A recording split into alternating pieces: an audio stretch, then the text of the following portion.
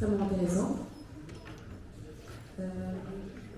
Pour introduire ce moment qu'on va passer tous ensemble, on voulait juste revenir sur un sondage qu'on a fait passer auprès des élèves pour évaluer un petit peu à quel point les low-tech étaient connus auprès des élèves. Et donc on a 60% des élèves qui connaissent vaguement le sujet, qui en ont entendu parler, presque 10% qui sont calés à fond. Et on a quand même un bon tiers qui n'a aucune idée de ce que sont les low-tech. Et donc c'est notamment pour ça qu'on a voulu organiser cette conférence, pour transmettre à tous ce qu'on a appris pendant notre projet de deuxième année, pour vous transmettre ce que sont les low-tech et pour vous permettre d'avoir le regard de nos invités qui vont vous apprendre énormément sur le sujet. Moi, je vais vous présenter succinctement ce que sont les low-tech, de ce qu'on a pu voir. Nos intervenants, peut-être, y reviendront beaucoup plus en détail et peut-être pourront confirmer ou bien affiner ce qu'on a dit dessus, et je les laisserai se présenter juste après. Donc, les low-tech, qu'est-ce que c'est? C'est une démarche d'innovation plutôt durable, qui cherche à allier des caractéristiques pour tout ce qui va être produit. Donc notamment, on va parler beaucoup de réparabilité, de durabilité, d'efficience, de sobriété et de convivialité. Donc la convivialité, ça va être tout ce qui va pouvoir être réparable soi-même. Par exemple, un vélo, c'est convivial par rapport à une voiture barre d'électronique. Donc voilà.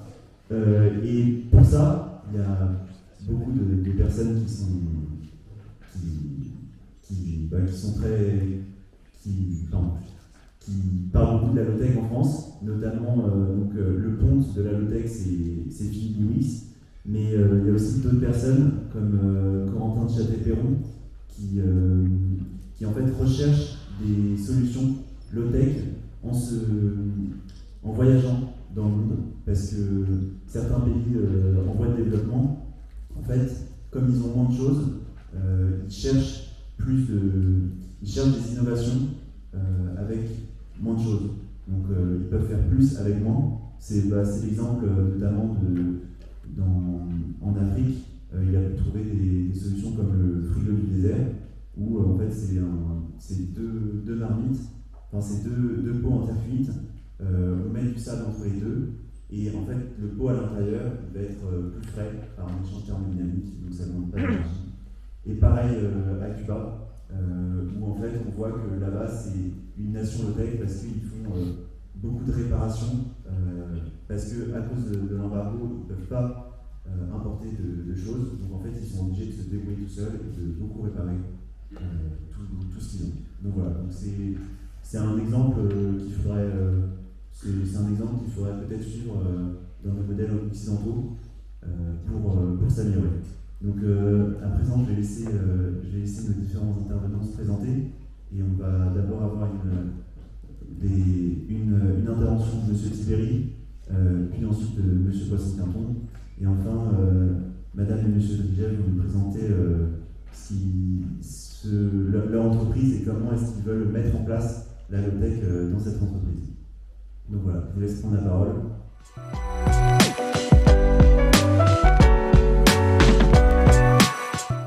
Donc, moi je m'appelle Jacques Tiberi, je suis journaliste. Mon cheminement est très simple, ça fait 10 ans que je fais du journalisme, j'étais spécialisé dans les high-tech, je passais mon temps à interroger l'intelligence artificielle et à conduire des voitures autonomes. On m'a demandé de faire une enquête sur la géo-ingénierie, comment la géo-ingénierie va sauver l'humanité. J'ai fait mon enquête, j'ai découvert que c'était le gaz du siècle, l'énorme arnaque universelle. Et j'ai basculé de geek high-tech à geek low-tech en 48 heures. Voilà, j'ai fait 24 heures de dépression et hop, la 24e, non, c'est pas une vraie dépression, mais 24 heures de down, et puis j'ai redémarré là-dessus. Et donc, pour me trouver, je dirais, une réponse à ma dissonance cognitive, j'ai créé le Low-Tech Journal que j'anime aujourd'hui. Donc, grâce à ce magazine, je me pose plein de questions, notamment sur notre mode de vie. Toute petite façon de compléter la définition qui a été donnée, qui était très bonne et très détaillée. L'idée est que la low-tech, c'est en fait assez proche d'un certain nombre de concepts, comme par exemple la permaculture. Et il faut considérer ça comme une philosophie de vie, comme un mode de vie, comme un mode de pensée. C'est-à-dire que la low-tech peut s'appliquer à un peu tout et n'importe quoi. On peut penser santé low-tech, on peut penser hygiène low-tech, on peut penser la low-tech un peu partout. Puisque l'idée, c'est d'être sobre en énergie et en matière première. Voilà. Donc, moi, c'est la définition que je donne de la low-tech. Il y a la définition low-tech là, donc ça c'est Corentin de Châtel-Perron. Là, c'est utile, durable et accessible. On est plus dans la démarche, entre guillemets, bricolage. Après, il y a la définition BWIX qui, elle, est plus une définition qui est adaptée à l'univers de l'industrie. Et c'est plutôt de ça, moi, dont je vais vous parler, parce que vous êtes amenés demain à entrer dans des entreprises. Et donc, la question qui m'a été posée et à laquelle j'ai essayé de répondre, c'est comment être un ingénieur low-tech en entreprise. Voilà. Alors, la première chose que je me suis dit, c'est que si, donc les 8%, si je me souviens bien d'entre vous, qui sont abonnés au magazine, qui sont motivés par la low-tech, avaient envie de devenir ingénieur low-tech, eh bien, il va falloir vous faire recruter déjà, parce que c'est pas gagné. Donc, quels sont les avantages que vous pourriez mettre en avant en disant, ben voilà, bonjour, moi je suis plutôt orienté low-tech, et je vais vous expliquer pourquoi je peux amener une plus-value à votre entreprise. Donc, déjà, être ingénieur low-tech, c'est permettre à l'entreprise de faire des économies. Ça, je le mets en 1 parce que c'est le truc qui va parler tout simplement à un chef d'entreprise. Vous allez faire des économies. Dans un monde où on est en contraction économique parce qu'on est en contraction de matières premières et d'énergie, le gars qui arrive en disant « moi j'ai une pensée frugale et sobre », il va faire des économies inévitablement à l'entreprise. Deuxièmement, je vais améliorer votre note RSE. La plupart d'entre vous savent à peu près ce que c'est RSE. Bon, c'est une labellisation. Plus on fait de trucs écolo dans sa boîte, meilleure est la note. Et donc, on peut communiquer là-dessus. Donc, il y a un petit côté greenwashing. Bon, c'est pas grave, on est en entretien, on se vend. Après, il y a une idée de résilience de l'entreprise. C'est-à-dire que si on intègre des process low-tech dans notamment les modes de production de l'entreprise, alors on va augmenter, on va accroître la résilience de l'entreprise à des chocs, notamment des chocs énergétiques, des chocs sur le prix de matières premières, etc. Et donc, si par exemple on met en avant le recyclage ou le réemploi de matériaux, eh bien, par exemple dans une entreprise de construction, eh bien, lorsque le sable viendra à manquer, lorsqu'on va commencer à dire pénurie de sable, il n'y a plus de sable, etc., si on a déjà pensé en amont cette pénurie-là, et donc des réponses à cette pénurie-là avec des dispositifs alternatifs, eh bien, on peut switcher. C'est-à-dire que l'entreprise continue à faire du béton et du sable, et puis au moment où la crise est là, ben vous avez prévu le truc. Et donc, vous êtes une des seules entreprises à l'avoir prévu, et donc vous avez le monopole et l'argent coule à flot. Dernière chose, vous amenez des innovations frugales. Donc ça, il faut expliquer le concept. L'innovation frugale, qu'est-ce que c'est ? C'est l'idée que par une idée nouvelle, par un concept un peu neuf, on va aller vers donc, la sobriété en énergie et en matière première. Donc une idée d'innovation frugale, c'est par exemple ce qu'on appelle le rocket stove, le poêle dragon. C'est un truc qui date de l'Antiquité. On a toujours fait des poêles en L. Je pense qu'ici il y a des fonderies, vous savez ce que c'est des poêles en L. Mais il y a, dans les années 70, des gars qui sont arrivés et qui ont amélioré le poil en L en rajoutant des éléments d'isolation, des matériaux ceci, une forme cela, et on a augmenté le rendement du poil en L antique, si je puis dire. Et donc vous avez plein de choses comme ça qui se retrouvent, et on peut reprendre, en fait, ça c'est ce que fait l'Atelier 21, donc je vous recommande leur site. L'Atelier 21, ils font de la paléo-énergétique, donc ils vont exhumer des brevets qui ont été des brevets géniaux mais totalement oubliés, parce qu'on s'est rué sur le charbon et puis on s'est rué sur le pétrole. Toutes les autres formes de bagnoles, la première bagnole était électrique, les premiers trams étaient des trams à air comprimé, toutes ces technologies-là qui étaient plus complexes que le pétrole ou le charbon ont été abandonnées parce que ça rapportait moins. Aujourd'hui, à partir du moment où le pétrole et le charbon deviennent plus chers que d'autres technologies, on va commencer à se tourner vers ces technologies alternatives. Dixit, l'hydrogène, les algues et tout ça. Donc, déjà, voilà comment on vous vend. Et une phrase que m'a inspiré votre définition, c'est que l'innovation de rupture de demain est une innovation frugale et low-tech. Et ça, si vous tombez sur un chef d'entreprise qui comprend ça, sans foutre par terre son entreprise, qui se dit un gars comme ça dans ma boîte, ça peut être un plus au moment où on en aura besoin, vous pouvez être très heureux dans votre métier d'ingénieur low-tech. Donc une fois que vous êtes rentré dans l'entreprise, ça y est, vous avez votre bureau, vous êtes installé. Alors vous allez être le gars dissonant, ou l'ingénieur dissonante. Dissonant, ça veut dire quoi? Ça veut dire que vous allez parler à côté des autres. Vous allez être un peu paranoïaque, à côté de la pensée. Donc vous allez être à côté, vous êtes le mouton noir. Vous êtes la personne, l'empêcheur de tourner en rond. La personne qui dit moins quand tout le monde dit plus. Par exemple, quand dans la définition, j'ai entendu à Cuba, ils font plus avec moins. Non, ils ne font pas plus. Ils font mieux ou ils font autant. Et c'est là la différence, c'est que le mot plus, en gros, vous devez le rayer de votre vocabulaire. Monsieur plus, non, il disparaît. Il n'y a plus de monsieur plus, de madame plus. Vous êtes dans une logique du moins ou de l'équivalent. Donc c'est André Gorz, c'est l'éloge du suffisant. À un moment donné, il faut dire, à ce stade-là de technologie, on a atteint un équilibre, pas un optimum, pas un maximum, un équilibre entre ce dont nous pouvons profiter, et ce que la nature, le système naturel, peut fournir. Une fois que cet équilibre est maintenu, c'est durable. C'est-à-dire que le renouvellement des ressources nous permet de maintenir un niveau de confort. Si on dépasse ce niveau-là, on détruit, on scie la branche sur laquelle on est assis. Et donc c'est totalement absurde, sans conscience. Donc ça, vous allez être le chieur, ou la chieuse, qui dans le réunion de brainstorming, les gens, les créatifs, ils vont dire mais on rajoute ça. Non, on enlève.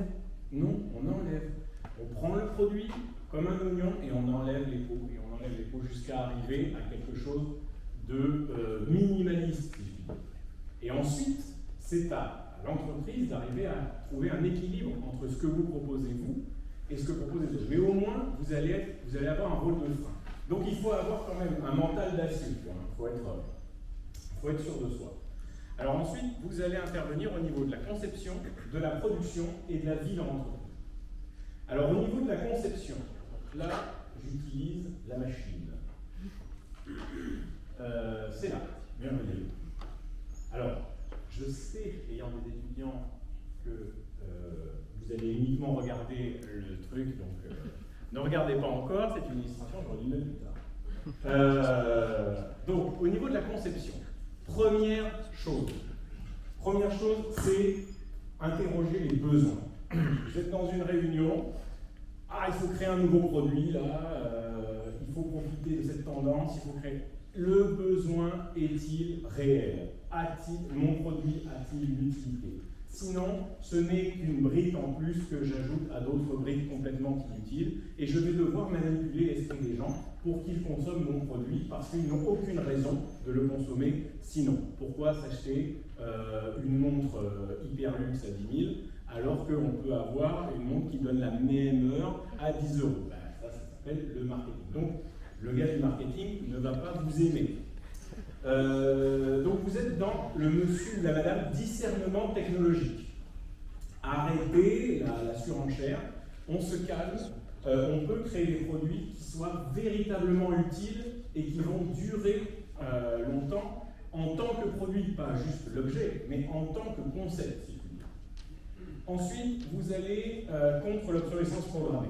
Donc ça c'est quelque chose que vous devez traquer dans l'entreprise. C'est tous les systèmes d'obsolescence programmée, volontaires ou involontaires. Par exemple, dans le software, dans l'univers du software, ce qui fait l'obsolescence programmée de vos téléphones, c'est qu'on demande toujours des mises à jour des différentes applications. Au bout d'un moment, votre téléphone ne peut plus supporter les mises à jour d'applications, donc il devient inutile en tant que smartphone. Et donc, vous le bazardez et vous en achetez un plus récent. Ça, c'est une obsolescence programmée des smartphones. Le complotiste qui est en moi, on en a tous un petit peu, se dit « Ah, c'est exprès !» Le réaliste qui est en moi se dit la façon de concevoir des logiciels est aujourd'hui tellement complexe et ingérable que je pense que c'est même pas volontaire. C'est-à-dire que c'est tellement des énormes machines qu'ils ne se rendent même pas compte et que ça les arrange un petit peu. Donc ensuite, vous allez demander à ce que les objets qui sont créés soient résistants au temps, résistants à l'usure, qu'ils soient évidemment recyclables. Où est la filière de recyclage? Est-ce qu'il y en a une en France? Est-ce que ça ne part pas d'abord en Inde, puis en Chine, puis ça revient par Madagascar, et ensuite ça revient en France, et on met un label, ah, ça a été recyclé en France. Bon. Comment ça se passe tout ça? Donc vous êtes dans l'analyse du cycle de vie. C'est ça votre rôle, c'est de regarder le vrai cycle de vie. Non, la voiture électrique n'est pas zéro émission. Il a fallu construire des usines, il a fallu faire des pneus, il a fallu faire plein de plastique pour en mettre dedans, il a fallu ramener de Taïwan tout un tas de microprocesseurs. Donc non, elle n'est pas zéro émission. Dans l'analyse de cycle de vie, c'est une horreur, c'est une aberration. La voiture électrique, ça dépend laquelle, mais les SUV électriques, non. Et vous êtes dans la philosophie KISS, Keep It Simple Stupid. Donc là, vous pouvez porter des t-shirts KISS quand vous faites des réunions. Et voilà, non, soyons simples, ne commencez pas à rajouter des solutions pour faire croire qu'on est innovant. Dans le modèle de production, donc là, il est là le schéma. Donc là, et je vais en reparler, donc je ne vais pas trop développer, on est dans une approche cosmo-locale. Ça veut dire quoi très vite, parce que le temps tourne, c'est que vous allez avoir plusieurs échelons de production. L'idée qu'on va concevoir un produit au niveau national, le produire au même endroit ou quasiment, et puis ensuite le dispatcher chez les consommateurs est quelque chose qui consomme beaucoup trop d'énergie. Donc, la solution, pourquoi? Parce que vous utilisez énormément de pétrole pour ramener les matières premières chez vous et ensuite déplacer le produit fini ailleurs. Alors, je ne parle pas des produits qui font 3 fois le tour de la Terre, passant de pays en pays en fonction de différents éléments qui y sont ajoutés. Et à la fin, vous avez le petit logo qui permet d'obtenir le label CE. Donc là, je ne parle pas de ça, je parle même d'un produit fabriqué en France. Donc la logique serait quoi? Ça serait de concevoir le produit à Lyon, par exemple. On va prendre une marque de chaussures. Donc on conçoit la chaussure à Lyon. La chaussure est conçue pour s'adapter à des matériaux locaux. Donc ici, ce sera le lin, là-bas, ce sera des cuirs végétaux, à d'autres endroits, on sera plus sur des fibres de chanvre, que sais-je. Donc déjà, le produit est conçu pour avoir plusieurs matériaux locaux et s'adapter. Ensuite, le produit est conçu pour pouvoir être produit dans des petites usines locales qui sont disséminées à gauche à droite. Donc ça veut dire qu'il n'y a pas une grosse usine qui fait tout. Vous allez avoir des petites unités. Comme ça coûte plus cher, vous réduisez les économies d'échelle en faisant ça, eh bien vous allez faire intervenir le client dans la fabrication, et donc vous réduisez comme ça les coûts personnels, et en plus le client, il vit une expérience avec son produit, il vit une expérience avec la marque, il crée des liens avec son produit et avec la marque, et il va très clairement, il y a une notion comme ça de marketing qui est très forte, et qui peut très clairement intéresser une entreprise. Moi, une chaussure que j'ai fait moi-même, je pense que je la respecterai beaucoup plus qu'une chaussure que j'ai achetée dans une boutique pour des raisons de mode, qui va, 1, se démoder, 2, s'autodétruire, et 3, que je vais balancer à la poubelle. Un truc que j'ai fait moi-même, que j'ai fini moi-même avec mes propres mains, ça peut être intéressant. Donc, au niveau de la conception, il faut penser à ça. Et alors, et ensuite, au niveau de la vente aussi, pensez qu'on va envoyer des produits dans des magasins, et donc on va avoir des gros magasins énormes dans lesquels il y aura tout le stock et tout ça à gérer. Ça va consommer énormément d'énergie, ça va demander énormément de personnel, ça va demander énormément d'espace. Donc on va bétonner encore plus d'espace. Eh bien, l'idée, et en fait c'est Amazon qui m'a donné cette idée, c'est d'avoir des petits magasins où on peut essayer la chaussure, mais on ne repart pas avec, on la commande. Et donc derrière, vous avez une usine locale qui va produire à la demande. Ça peut vous faire des économies énormes. Quand vous n'avez plus de stock à écouler, donc vous n'avez plus besoin de faire de la pub et de faire du matraquage publicitaire pour écouler votre stock. Et donc vous n'avez plus aussi de gestion de stock, de solde, de tout ça. C'est un autre mode de consommation que vous venez de proposer. Et je vous montre la deuxième diapo quand même. Donc là, j'imagine ce que pourrait être l'organisation dans un univers économique qui serait cosmo-localisé, c'est-à-dire on aurait un ensemble biorégional divisé en intercommunalités, ensuite des niveaux, au niveau du quartier par exemple, vous auriez des artisans qui sont chargés de la réparation du produit, donc on aurait comme ça un retour très clair, tout le monde retournerait chez son bottier, réparer son pantalon, réparer ses chemises, etc. Ou apprendrait à le faire lui-même. Voilà. Dernière chose, vous voyez qu'il y a un pôle national, voire international, c'est qu'il y a des produits que vous ne pouvez pas faire localement. Par exemple, les roulements à billes. Un roulement à billes, c'est un produit de haute technologie. On ne peut pas faire un roulement à billes dans une petite usine brestoise. Il faut un gros machin. Donc, il y a un certain nombre de choses qui ne seront pas délocalisables. Voilà. Mais ça, je te laisserai en reparler. Donc, j'appuie sur ça. Non, bon. Donc, je termine en 2 minutes. Vous serez aussi au sein de l'entreprise, en charge potentiellement, un peu comme les happiness managers des années 2020. Vous avez peut-être pas vu ce que c'était un grand truc, c'est qu'on recrutait des gens pour faire en sorte que tout le monde soit heureux dans la boîte. C'était le début de Facebook, Google. Bon, ils ont un peu disparu de la circulation, c'est happiness manager, mais vous pouvez être, entre guillemets, low-tech manager. C'est-à-dire que vous pouvez être chargé aussi de voir comment, dans les conditions de travail, on peut rajouter des systèmes basse technologie, des systèmes simples.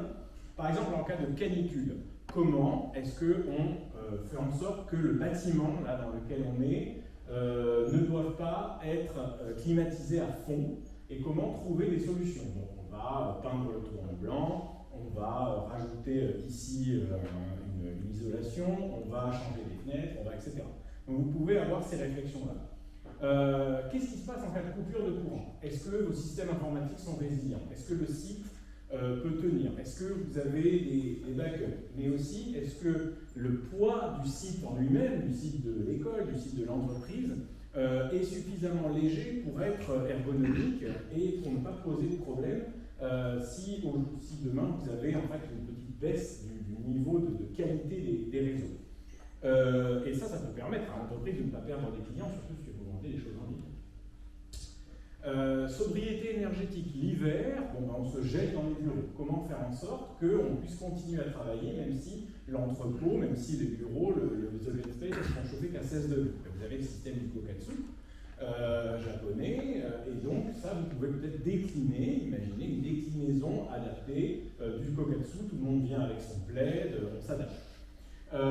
Et puis, dernière chose, la frugalité numérique. Donc ça, c'est le sujet que je suis en train de traiter pour le prochain numéro. Le software, voilà. Alléger les softwares, trouver des façons d'alléger par exemple le poids des images, que sais-je, pour réduire en fait ce que consomment nos usages numériques, notamment parce que nous consommons donc énormément d'énergie, qui est dans d'autres pays, hein, on ne le voit pas aujourd'hui chez nous, mais l'énergie elle est consommée réellement. Et donc ce sont des usines à charbon qui tournent quelque part au Kazakhstan pour permettre, par exemple, si on avait fait une visio, eh bien la visio qu'on aurait faite génère une consommation d'octets et un trafic numérique qui, lui, continue à détruire la planète de son côté. Donc quand vous êtes en visio, quand vous faites des cours ou des conférences en visio, il y a un certain nombre de bonnes pratiques hein, qui sont mises en avant notamment par Green IT, et qui montrent que voilà, on peut couper la visio quand on ne parle pas, on peut abandonner les one-to-one en visio et dire bon ben tu vois, il y a un truc qui s'appelle le téléphone, c'est assez sympathique, je sais parler, et avoir ne pas prendre de mauvaises habitudes, tomber dans des travers d'excès numérique. Voilà. Et ça, c'est quelque chose que vous pouvez faire. Donc, vous allez être la personne qui va, par exemple, dire est-ce qu'on ne pourrait pas couper les frigos et conserver les sandwichs et la nourriture dans d'autres systèmes, frigo du désert ou autre. Est-ce que cette machine à café Nespresso électrifiée, automatisée, on ne peut pas la remplacer par une bonne vieille Godoum, est-ce que, etc., etc. Ça, vous pouvez être ce genre de personne qui a un peu de poil à gratter, vient changer un certain nombre de pratiques au sein de l'entreprise et peut-être faire en sorte que les personnes en rentrant chez elles changent elles-mêmes des pratiques. Évidemment, on est dans les petits gestes. Les petits gestes appellent de plus grands gestes pour être efficaces, mais ça peut être déjà un début. Et c'était la fin pour moi. Voilà, merci.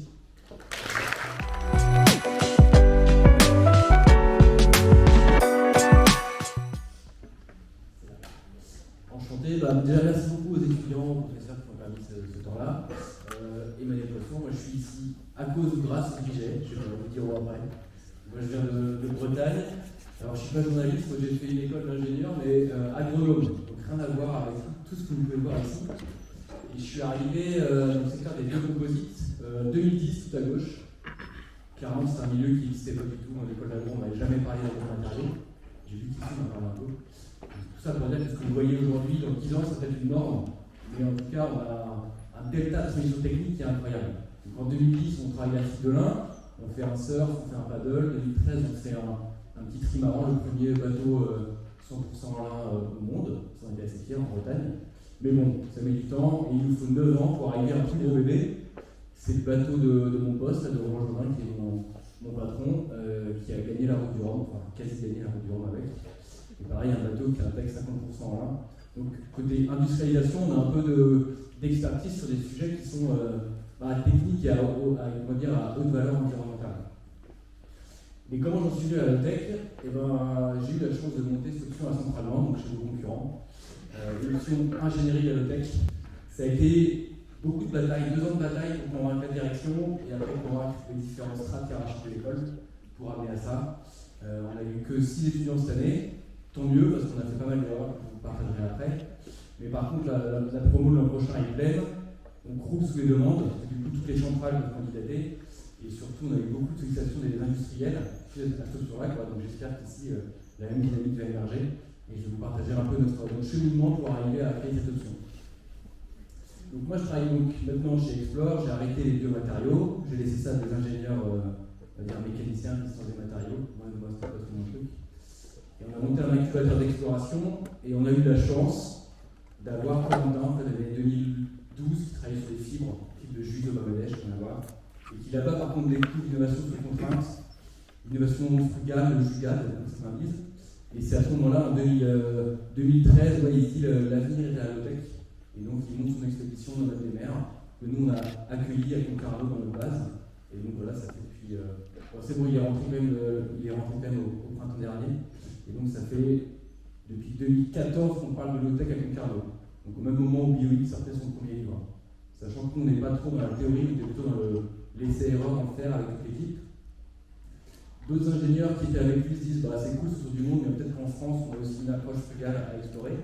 Donc Pierre-Alain, Clément, Amandine et Camille font un tour de France de l'innovation frugale, l'innovation de tech, qui va les amener ensuite à se dire bah, c'est chouette, mais est-ce qu'on ne pourrait pas les mettre concrètement ensemble? On travaille à systémique entre les différentes tech. Donc c'est ce projet avec l'ADEME en 2 ans, où ils ont vécu à tour de rôle dans une mini-maison, une tiny house avec une quinzaine de tech.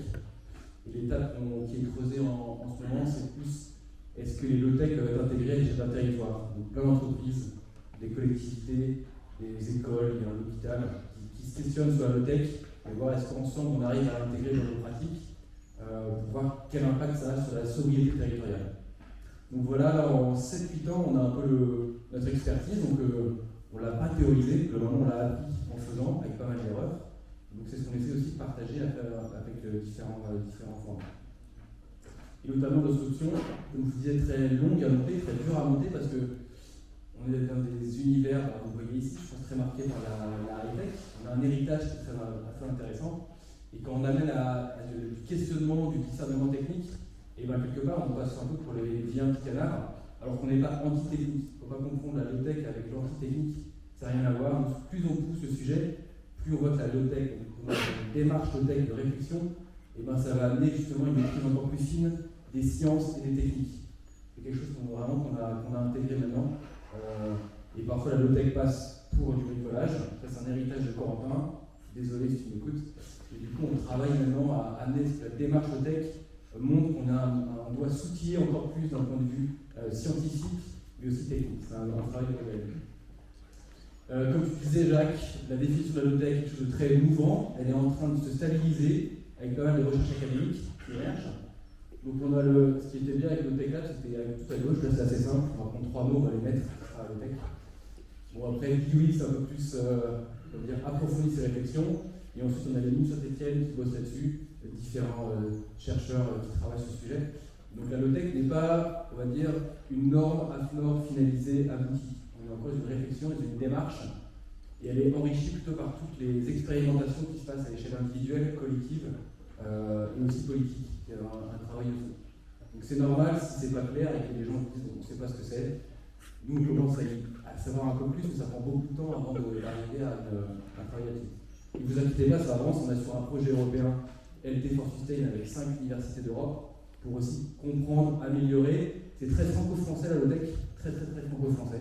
Donc là on creuse avec les Belges, les Anglais, les Suisses, voir sur d'autres cultures en fait comment ce mot est intégré. Donc c'est encore autre chose. Mais pour autant, on peut travailler avec ça avec les étudiants. Donc on a les principes, avec ce qu'on fait extrêmement, on travaille sur le système. Avant de penser une solution, réfléchir à un système, je ferai un exemple après.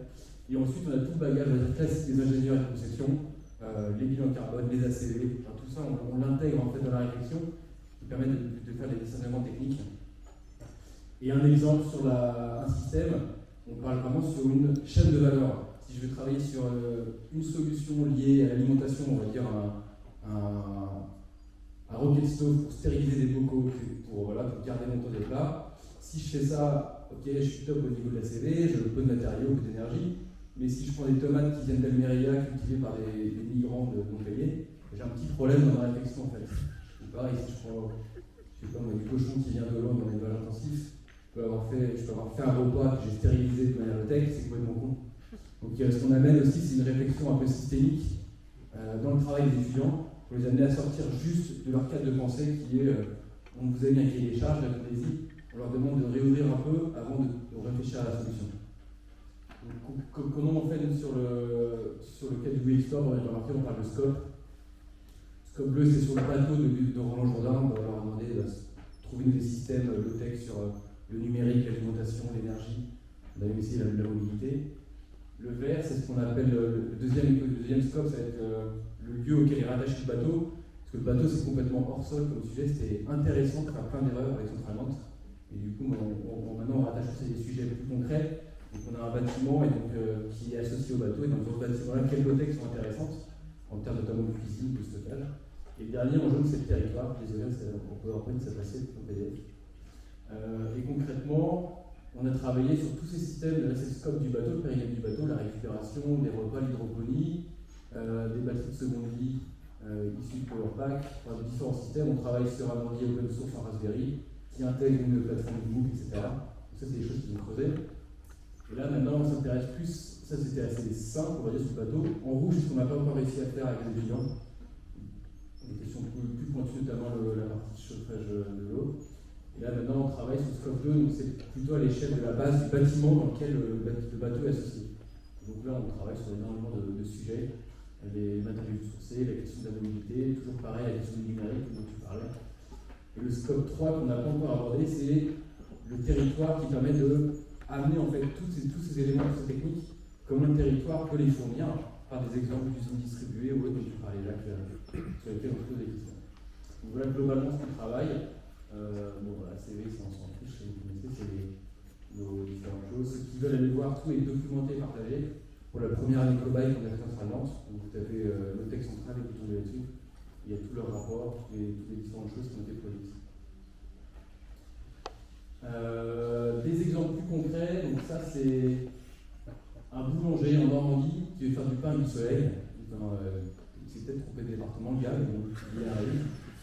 Et ce qui est intéressant, c'est que pour pousser sa low-tech, il s'est associé avec CDM Industrie, c'était un sous-traitant aéronautique, quasi 100% aéronautique jusqu'au Covid. Le Covid, il y avait des problèmes sur les avions. Du coup, ils se sont dit, peut-être devoir changer notre fusil d'épaule, voir autre chose. Et donc, CPM s'est mis à développer ce four solaire qu'on voit ici, avec Arnaud Créteau du coup. Et donc ils ont développé entre guillemets au sein de leur, on va dire leur majeur aéronautique, une filiale dédiée au développement de l'EUTEC. Et donc Élise, qui est la patronne de CPM, c'est une cinquantaine de salariés, parle elle maintenant d'usines distribuées, en disant nous on peut faire ce four solaire, ils sont en Normandie, et il faut qu'on arrive plutôt que CPM devienne fabricant de fours solaires pour toute la France. Non, ils cherchent des partenaires industriels dans d'autres régions en fait, avec des systèmes plus ou moins complexes de licence, de propriété intellectuelle, et ça arrive déjà, entre guillemets, sur des acteurs industriels, c'est plutôt une ETI, mais ça commence déjà à arriver, avec des vrais débouchés, et beaucoup de questionnements sur la réglementation, la certification de la production, donc des choses dont dépasse le bricolage de tech de Corentin. Autre sujet, j'ai vu qu'il y avait un illustre inventeur de la 4 chevaux, pas la 4L, qui était la SAM. Là, on est en train de réinventer la 4 chevaux, là c'est un consortium en Savoie. Pareil, ils bossaient beaucoup avec l'aéronautique, ils se sont dit ça pue un peu. Et là, carrément, ils ont shifté, on va dire on va réinventer peut-être la 4L entre guillemets du 21e siècle, qui répond à d'autres besoins. Donc c'est en ce moment, ça cartonne dans les autos, il y a un petit peu d'estimé. Ça, c'est des réflexions qui existent sur une démarche tech appliquée à un véhicule. Et ça, c'est un sujet que nous, on travaille avec l'ADEME dans le cadre de l'extrême défi. C'est la réflexion sur les véhicules intermédiaires. Donc, entre le vélo et la voiture, on a un grand trou. Et qui dit grand trou dit beaucoup de possibilités d'innovation, à la fois technique, mais aussi sur les modèles économiques. Et donc, il y a tout un tas d'acteurs qui réfléchissent. Donc, ça va de la trottinette jusqu'à la Jeep, et donc on va aller plutôt sur les secteurs ici. Et ce qui est intéressant, en termes là plutôt stratégiques, industriels, c'est que globalement, il va falloir inventer pour ces véhicules intermédiaires des composants qui soient échangeables entre fabricants. On ne va pas tous réinventer le moteur Valo ou le moteur Bosch, on ne va pas tous réinventer la batterie interchangeable, ni les freins à disque. Ça, on va essayer de mutualiser en fait dans les usines. Et par contre, on va pouvoir faire après des véhicules qui s'adaptent au territoire, à différents usages. Donc c'est un marché qui n'existe pas, c'est marrant. On voit il y a des triporteurs qui commencent à arriver. On voit avec la bagnole d'avant, on commence à descendre un peu sous la voiture classique à ça. Et surtout, ce qu'on ne voit pas venir, c'est la haute technologie et haute qualité chinoise. Donc ça maintenant c'est fini, le côté les Chinois font pas bien se font moins cher et pas bien. Maintenant avec BYD, une concurrence quasiment Tesla, et toute l'industrie européenne, avec la France, va se faire globalement déloger dans les 20 prochaines années sur ces secteurs-là. Parce qu'on a raté une marche technologique, on a raté une marche d'intégration de logiciels aussi, qui sont vachement en avance là-dessus. Et donc ça va être un grand bouleversement. Et donc un des questionnements qu'on a avec l'ADEME et l'extrême défi, c'est la France a inventé la 2 chevaux et la 4L. Est-ce qu'on n'a pas un besoin aussi d'inventer ces véhicules intermédiaires, globalement qui répondent à 95% des usages du quotidien. 95% du temps, la voiture est sur un parking qui ne bouge pas. Et donc, est-ce qu'il n'y a pas des réflexions techniques à avancer ce sujet-là? Donc, ça, c'est un gros sujet au niveau technologique. Par contre, c'est passionnant. On doit questionner la batterie, son réemploi, sa réutilisation, son surcyclage. On doit questionner toute l'aérodynamique. Enfin bref, un peu plus technique, c'est excellent.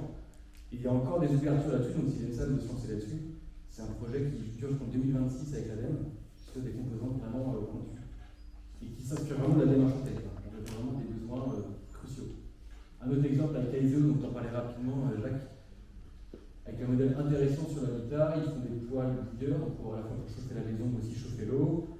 L'eau chaude est l'un des principaux consommateurs d'électricité dans une maison, on le dit un peu. On travaille également sur des panneaux du PV classique, photovoltaïque et du solaire thermique. Et donc c'est pareil, en fait, ils proposent de soit vendre sur étagère ces choses-là, vraiment inspiré de la démarche tech, soit de former les gens à fabriquer. Donc là aussi, on a une autre approche. On encapacite le client en fait en le formant à fabriquer l'objet et aussi à le réparer. Ça, c'est des enjeux qui sont adressés par la démarche tech. Et ça, nous, clairement, ça c'est notre base à Concarneau, donc on a mis 600 mètres carrés. Et là, on est dans une phase d'étude avec l'ADEME sur comment rénover un grand bâtiment, entre guillemets, avec des démarches tech. Donc on a bossé avec les archives, avec un bureau d'études en énergétique, avec l'équipe du Tech Lab sur les solutions intégrées.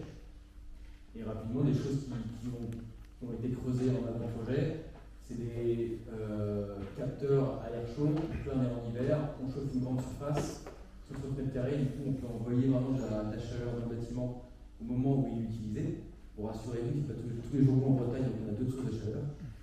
Et à l'inverse, en été, on peut aussi avoir un effet inverse plutôt pour la nuit, faire ventiler le bâtiment de manière plus efficace. Donc, c'est une solution qu'on va creuser avec un bureau d'études qui est à Nantes, Merlot. Et un autre beaucoup plus efficace avant de remettre une couche techno, c'est de récupérer ce qui existe dans le territoire. Et donc là, on travaille beaucoup sur le réemploi dans le bâtiment. On parlera avec les dirigeants tout à l'heure, mais c'est un gros enjeu. Le bâtiment, c'est le premier secteur d'émission, avec un gros travail à faire sur le réemploi des matériaux et aussi le sourcing, questionner l'usage des biomatériaux. Est-ce qu'on peut avoir sur une filière de... On veut tous des maisons en bois parce que c'est écolo, soi-disant, mais le bois il vient d'où? Où sont les filières, les filières semi-industrielles de territoire sur le bois? Ici, dans l'est de la France, vous êtes plutôt bien lotis. Nous, dans l'ouest, il n'y a quasiment plus rien. Donc, on peut faire des maisons, on doit apporter du bois qui vient de chez vous, qui vient de plus loin en fait. Donc, on est aussi après sur tous ces questionnements-là sur des filières de plus terrain. Donc voilà, du coup, un des gros enjeux de la low-tech, et je conclurai là-dessus, c'est la subsidiarité, c'est-à-dire travailler les sujets là où ils se passent, là où ils se questionnent, là où il y a sur les territoires. Et donc la matériauthèque du coup est un exemple de ressourcerie, mais aussi de récupération des matériaux du bâtiment pour les emplois ici à Châlons. Et clairement, il y a un gros enjeu à travailler ces différents sujets. Ah oui, ça c'est pour juste dire que vous connaissez peut-être le Shift, qui fait un gros travail sur les étudiants, donc on a suivi. Ce qu'on fait avec Centrale est assez intéressant. Le Shift a bossé avec l'INSA, et l'INSA vient nous voir parce que concrètement, comment on met en place la stratégie du Shift par rapport aux cours supérieurs en fait. Donc il faut proposer des cours, il faut expérimenter, il faut tester dans un paquet de domaines. Voilà, donc les mobilités, le numérique, la résistance des matériaux, il y a énormément de choses à creuser. Et donc là on échange pas mal avec l'INSA Lyon notamment qui en pointe là-dessus. Sur comment on implémente entre guillemets les recommandations du Shift, mais par des maquettes parfois expérimentales, parce qu'on sait que les changements de maquettes mettent énormément de temps à venir entre guillemets le duo. Jean Jouzel en parlait, et Jean Covici aussi en parlait sur LinkedIn. Et donc nous on doit avoir l'approche aussi bien duo réglementaire, mais on doit aussi pousser nous à nos différents niveaux en fait des expérimentations qui après peuvent faire équipe. Et c'est tout je crois. Non, c'est tout. Ah si, c'est pour aller plus loin, c'est truc après en photo. On a fait un mini-MOOC sur la culture architecte, donc c'est 1h30 de vidéo. Une conférence pointue, là, c'est un philosophe, donc ça c'est pour ceux qui sont déjà bien avancés. Est-ce qu'un ingénieur de tech est possible? Donc là, on rejoint la dissonance cognitive dont on parlait avec. Et après, la question des low-tech, à l'échelle plutôt des entreprises, organisations. Et puis, toujours, lui, c'est toujours aussi fort. Hein, on a eu pas mal de batailles avec lui, c'était assez marrant, des batailles théoriques, on va dire. Et là, maintenant, ça y est, c'est plus apaisé entre le low-tech et les limites. Donc, ça rentre très bien. Voilà, je pense que je peux laisser la place à la subsidiarité. Et au DG pour parler de ce qu'ils mettent en place sur le territoire et leur questionnement aussi par rapport à ça. Donc là, ça paraît simple, mais nous, c'est 6 années de réflexion, d'essais-erreurs pour intégrer ces choses-là. Et là, on part sur la nouvelle maquette du coup avec Centrale Nantes. Oui, clairement, il y a une grosse demande des industriels. pas qu'une industrielle, on a eu la DGA qui est passée, à Vinci, oui, Decathlon, il y a énormément d'industriels qui cherchent à dépasser la RSE, comme tu disais. Et on veut aussi parfois dépasser l'innovation frugale. On peut faire un objet de manière très frugale, mais si c'est un robot qui sert à nettoyer une pièce ou bref, des choses qui ne sont pas vraiment d'utilité. Donc maintenant, ils cherchent aussi des ingénieurs qui ont cette capacité à remettre en question les différents besoins et usages dans la tâche. Et bien merci beaucoup et à vous.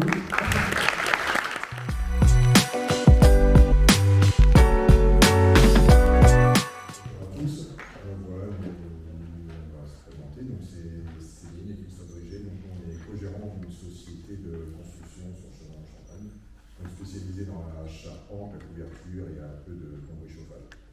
Donc ouais, on est un peu là par hasard. En fait, on a eu la chance, nous on est passionnés de voile, et on a eu la chance il y a 4-5 ans de rencontrer Roland Jourdain, un grand navigateur. On a passé une semaine avec lui sur un voilier. Donc il nous a raconté un peu son histoire d'explore là. Donc on a trouvé ça super parce qu'on était déjà sensibilisés par rapport au problème de pollution qu'il peut y avoir sur les océans, même beaucoup sur Terre et puis notamment dans la construction. Donc on était déjà dans une démarche par rapport au recyclage des matériaux, par rapport à l'autrui, tout un tas de choses vertueuses. Et donc voilà, donc il y a un an, on est venu nous voir pour créer une association pour créer une recyclerie et puis une matériothèque. Et donc ce qui va dans le sens du low-tech aussi, puis essayer d'intégrer aussi le tech dans nos métiers. Alors nous, c'est très compliqué, c'est pour ça qu'on était content que l'INSAM s'intéresse au sujet, parce qu'on a besoin de gens comme vous, parce que nous, on est confrontés aux normes. Donc dès qu'on veut mettre un matériau qui sort des normes, c'est plus possible. Donc là, c'est vraiment le gros problème. Donc voilà, on compte sur vous pour nous aider à changer un peu notre métier. Là, où on fait beaucoup d'aberrations, où on jette beaucoup, on va chercher des matériaux qui vont au bout de la planète, notamment le bois, on le transforme souvent à l'autre bout du monde on le revend aux Chinois qui nous le ramènent fabriqué, donc il y a énormément d'aberrations, donc il faut qu'on change tout ça, mais aujourd'hui, par rapport aux normes, on a des gros problèmes. Donc voilà, donc on a créé il y a l'année dernière Istiae, donc c'est une association, donc on est encore co-président, et donc on a créé la recyclerie qui est basée à la déchetterie de Chalon, donc on trie tout ce qui arrive à la déchetterie pour pouvoir les remettre sur le circuit, parce que les gens jettent des choses incroyablement, c'est vraiment du neuf. Et là on est en train de mettre en place une matériothèque, donc là ce sera à l'échelle du bâtiment, de la construction. Donc c'est de récupérer les matériaux qui seront appelés à partir à la benne pour les stocker et les réutiliser, soit par les particuliers ou les autres entreprises. Donc dans la couverture, on fait un chantier de 100 mètres carrés sur l'ENSAM par exemple, il va nous rester 30 mètres carrés de reliquats de matériaux. La plupart du temps, on les met à la benne. Donc là, on va essayer de les stocker et les remettre à disposition soit des professionnels ou des particuliers pour éviter le gâchis. Voilà. Donc voilà, nous on a fait la par hasard, grâce à Roland Jourdain qui est quelqu'un vraiment de superbe. Donc on est là pour faire un peu le lien entre les entreprises et puis vous, les futurs ingénieurs. Puis qu'on reste aussi en local, parce que ça, dans le low-tech, ça me paraît indispensable pour vraiment rester dans un circuit court. Je rebondis juste par rapport aux matériaux. Nous, l'entreprise, on a quand même une démarche, on essaye de mettre en place dans la construction, notamment l'isolation de matériaux. Le bois, et après tout ce qui est laine de chanvre, bois, des choses comme ça. Et nous, notre démarche, en fait, du low-tech, et ce qui nous intéresserait en tout cas, c'est de développer en collaboration avec vous et les autres entreprises en local, la recyclerie, la LTech, qui est une espèce de proposition qui se crée autour de tout ça pour créer justement avec le low-tech subvenir aux besoins des constructions qui ne sont pas très propres aujourd'hui, puisque forcément, les stocks sont utilisés pas que du biomatériau et pas que du vertueux. Et dans l'idée, c'est justement d'arriver à mettre en place, notamment comme ce que fait Kéros avec l'ADEME là, sur l'amélioration de l'habitat, voilà, trouver des solutions pour que nos habitats soient plus propres et moins énergivores et faits avec des matériaux locaux, parce que ici on a du chanvre, on a aussi des chandelins, de la paille, enfin voilà, on peut faire des constructions à mon avis plus propres, mais voilà, comme dit Christophe, c'est pas forcément encore tout aux normes, et les normes sont pas là, donc il y a encore du chemin à faire pour arriver à avoir un habitat conforme et en même temps propre. Donc voilà, un petit sujet. Et aussi vous dire que voilà, nous, notre entreprise, en tout cas, on est dans une démarche environnementale depuis 2018 maintenant, enfin même avant, mais c'est-à-dire qu'on a un label en vol et puis on essaie même de sensibiliser nos salariés sur le sujet. Et voilà, vous dire que nous, du fait qu'on est président de la MTEC, Pisca et tout ça, on se tient à votre disposition justement pour, si vous avez besoin de développer, de mettre en avant des idées ou essayer de faire des choses. En local, l'entreprise est là et je pense qu'on a aussi d'autres copains entrepreneurs sur Chalon qui seraient ravis de travailler en collaboration avec tout le monde pour le biotech. Voilà.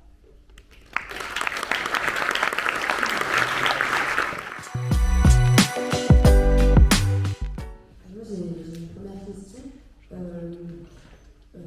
Monsieur Tiberi, vous avez parlé d'être un ingénieur low-tech dans une entreprise et je pense que j'ai compris ce que vous vouliez dire sur le rôle de l'ingénieur, mais comment est-ce que les entreprises aujourd'hui peuvent arriver à voir ce modèle de production quand on est dans une telle recherche de profit? Parce que nous, ce qu'on a vu dans les low-tech, c'est qu'il y avait un grand besoin de tout démocratiser avec un partage de solutions, par exemple le low-tech lab qui offre gratuitement les solutions. Comment ça se passe pour regarder un peu cette notion de profit pour les entreprises? Alors, merci pour cette question parce qu'elle me met dans la merde. Puisque en effet, disons qu'il y a des liens très étroits entre la démarche low-tech et la décroissance. Puisqu'on est dans la logique du moins, on est dans la logique de l'open source, du libre accès, on n'est pas dans une logique de profit. Néanmoins, il y a une réflexion que d'ailleurs participe à développer, c'est l'idée comment on vit dignement en bossant pour le bien commun. Et donc aujourd'hui, la réponse c'est que tu crées une association, tu demandes des dons, des subventions, de la part de quoi? Des boîtes qui détruisent le vivant. En fait, on se mord la queue quelque part. Donc la solution n'est pas là. Alors, après,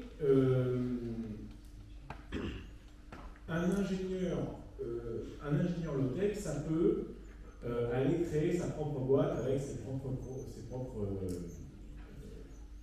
concepts, ses propres produits. Donc je pense par exemple aux gens de Moch. Moch, ça veut dire fou en catalan, je crois, en occitan, pardon. Et donc eux, ils ont créé des vélos, des cargos. Ils prennent de vieux vélos, ils les démontent, ils refont des soudures optiques et ils font des cargos avec ça et ils les vendent et c'est 3, 4, 5 000 € le vélo et ils produisent à la commande, etc. Donc là, on est complètement dans une démarche low-tech avec ils vont faire un très petit profit, mais ils vont dire, ben voilà, moi, j'arrive à me payer un salaire, à avoir dans la poche 1 500 €, je considère que ça me suffit, donc je ne cherche pas le profit pour le profit, et je crée un produit qui est en accord avec mes valeurs.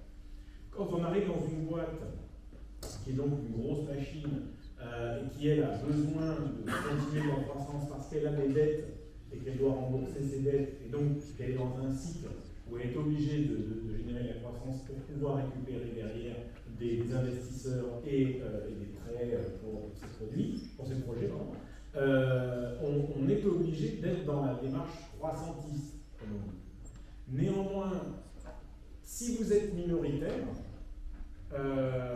bien, c'est ce que je disais, c'est que vous allez vous poser un peu à côté, mais vous allez arriver à trouver potentiellement votre équilibre en ayant la liberté d'exprimer le fait qu'il y a d'autres façons de faire et que, surtout, l'argent qu'on va gagner là détruit la ressource primaire de second produit. Donc, un chef d'entreprise, s'il ne regarde que son bilan comptable, va vous détester. S'il regarde ses petits-enfants, il va vous aimer. Et c'est ça qu'il faut arriver à faire, c'est sortir les chiffres et regarder une réalité humaine, si je puis dire, qui est de l'évolution de la planète, l'évolution du climat, la situation aujourd'hui pour vos enfants, vos petits-enfants. Et à partir du moment où on commence à mettre les gens en face de choses un peu fortes comme ça, on peut avoir des basculements assez complets, et ça arrive tous les jours. Il y a des personnes qui tombent enceintes, du jour au lendemain, elles deviennent végétariennes bio, voilà, elles apprennent qu'elles sont enceintes, elles arrêtent tout, elles arrêtent le sucre, végétariennes bio, ça prend 15 minutes, elles arrêtent de fumer, elles arrêtent de boire. Donc il y a un mode de vie ultra sain en 15 minutes parce qu'il y a un enjeu vital derrière. Si on a la capacité à faire ressentir à une personne qui est plutôt quelqu'un dans les chiffres parce que c'est son quotidien, parce qu'il est donné dans le guidon, ce truc humain assez fort, on peut peut-être faire bouger une boîte entière brique par brique. Voilà. Merci beaucoup. Est-ce qu'il y en a qui ont des questions? Sinon, j'ai plein de questions.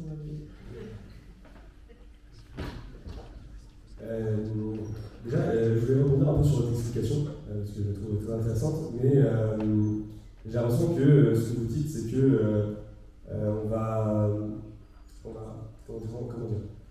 forcer les entreprises, en ayant cette prise de conscience, à aller donc vers le décroissance. Enfin, j'ai pas l'impression de voir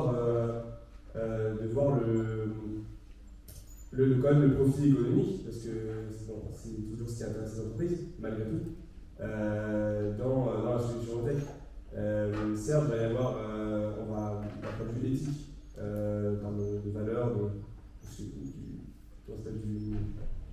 de l'objectif final, on se sentira mieux, en accord avec ce qu'on fait, mais voilà comment on arrive à vivre. J'ai l'impression que vous avez un peu esquivé du coup la question de comment vivre dans ce monde. Moi j'ai en deux mots, le profit pour la boîte, c'est de survivre. Voilà. Donc voilà, ça c'est mon point. C'est-à-dire que potentiellement elle gagne peut-être moins d'argent avec ça, mais elle crée un produit qui va survivre à beaucoup d'autres qui lui sont comparables, mais faits avec d'autres façons. Pardon. Donc c'est un investissement. C'est une perte à un moment donné pour un gain. Il ne faut peut-être pas confondre le très court terme, une bibliothèque tout de suite, ça ne marchera pas tout de suite, il y a un travail réglementaire, etc., c'est ultra long, avec le positionnement stratégique des boîtes à moyen et long terme. Dans un univers contraint par les ressources, on l'a vu très clairement cet été, que ce soit sur les matériaux, l'eau, les coûts d'énergie. Ceux qui ont anticipé ça il y a 4-5 ans en se disant faut que je sois un peu flex, faut que j'imagine d'autres modèles économiques parfois, d'autres façons de penser, clairement les investisseurs ils iront voir eux tout le temps long, parce qu'ils ont un capital immatériel, donc des ingénieurs, des gens en marketing qui sont plus importants qu'ailleurs, des financiers qui intègrent peut-être la triple bottom line déjà dans leur réflexion, et ils sont bien plus robustes, voire antifragiles, dans leur stratégie de développement futur. Donc, et c'est pareil pour les petites boîtes, en fait, si on est capable d'anticiper certains sauts qui arrivent, et on sera plus résilient. Donc, le court terme, je pense, c'est la stratégie biotech qui amène à repenser aussi pas mal de façons de voir les choses. Il y a un exemple avec le chef de l'éco-conception de Decathlon il y a 15 jours. Eux, ils pensent clairement à l'économie de la fonctionnalité. Alors que leur modèle actuel, c'est on produit en Chine, on vend en France. Et là, ils ont un chef de l'éco-conception.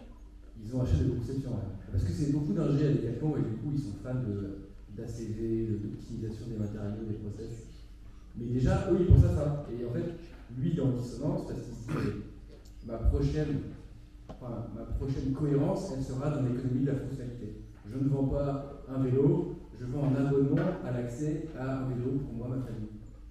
Et peut-être qu'au niveau financier, ça se trouve encore plus qu'en vendant un vélo en Chine ou ailleurs.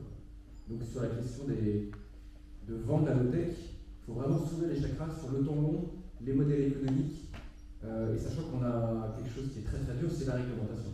On n'en a pas parlé, mais on a fait, il y a eu 5-6 projets étudiants extrêmement sur la question des poids de masse. Moi, ça durait 4-5 ans, et là on commence avec l'ADEME un travail de normalisation pour pouvoir intégrer après avec des gens comme notre dirigé en fait. Donc le temps long, et c'est ça qu'on a besoin de beaucoup d'expérimentation aussi, c'est voir assez vite ce qui peut marcher ou pas dans ces modèles. Et sur la question de l'open source, c'est très compliqué. Donc ça, Triple bottom line, est-ce que tu peux expliquer? Ah oui, une triple comptabilité. En gros, vous verrez dans les boîtes où vous travaillerez, il y a la comptabilité économique très classique, très réglementée. Et là, il y a des réflexions sur comment on intègre aussi une comptabilité sociétale, comment je comptabilise ce que je peux amener à mon territoire, d'un point de vue emploi, etc. Le fait que les écoles sont maintenues parce que je travaille ici, j'ai des enfants. Et ensuite, une comptabilité environnementale. On est plus proche du bilan carbone que de la CV. Et ça, c'est le grand saut dont on a besoin, entre guillemets, pour changer nos modèles. Quelque part, c'est la grande marche à dépasser, mais malheureusement, le PIB qui date d'après-guerre est encore bien à la fin. Juste pour rebondir, justement, les entreprises qui vont dans cette démarche-là, low-tech, ne cherchent pas forcément à gagner de l'argent tout de suite grâce au low-tech, mais déjà sont dans une démarche plus vertueuse et savent qu'à moyen terme ou à plus long terme, justement, quand les normes, les réglementations que vous aurez développées, que vous aurez permis de faire aboutir, sont mises en place, elles attireront d'autres clients qui là pourront amener un certain profit. En fait, c'est tout un ensemble qui va changer. Ce qu'il faut, c'est se dire que c'est quand même des mentalités qui changent et il y a quand même de plus en plus d'entreprises qui commencent à faire attention à ces démarches-là. C'est là, c'est pas du profit là aujourd'hui, chercher de Sauf si on fait du low-tech washing. C'est-à-dire, et alors je place le truc que je voulais dire, c'est que définir la low-tech dans la démarche européenne qui viserait à vraiment créer une norme, AFNOR, qu'est-ce que c'est la low-tech, pour moi représente un danger parce qu'elle va permettre à des industriels, entre guillemets, pas très bien intentionnés, de dire où est la marge de cette définition. Qu'est-ce que je peux faire? Rentrer en bidouillant un petit peu des statistiques, en manipulant un petit peu de 3 chiffres. Je peux faire rentrer un produit qui n'est pas du tout low-tech, avec un label low-tech, et boum, je vais gagner du pognon. Parce que c'est à la mode. Et ça, tant qu'il n'y a pas de définition labellisée, normalisée, les industriels ne s'y intéressent pas. À partir du moment où ce sera défini, où ce sera dans un code, où ce sera clair, on va commencer à avoir du low-tech washing et donc il va commencer à falloir mener un peu la bataille contre ça. Et moi, c'est un risque que je vois poindre. Et qui est déjà là, parce que Decathlon, là du coup je détaille un peu quand même, au montage. Avec le Decathlon, on a travaillé, on a accueilli avec Concarneau l'équipe innovation, donc ils sont une vingtaine. Alors eux, ils s'éclatent le plus possible avec Decathlon. Et c'est eux qui réfléchissent à des innovations un peu de rupture avec Decathlon. Et donc ils sont venus faire en immersion à Concarneau des tests sur les réchauds à bois pour remplacer les réchauds à gaz. C'était en 2016. Super intéressant de discuter avec eux. Après, ça passe dans le pipe classique 1G, process D4. Et en fait, on arrive à un réchaud à bois fabriqué en Thaïlande ou en Chine, pour vendre ici. Quoi. Donc là, il y a eu un couac dans la question de la démarche. Il y a un comptable qui est passé. Et du coup, non, ça marche pas. Donc là, c'est une innovation frugale. On va faire quelque chose de plus simple, moins cher, peut-être, je ne sais pas encore.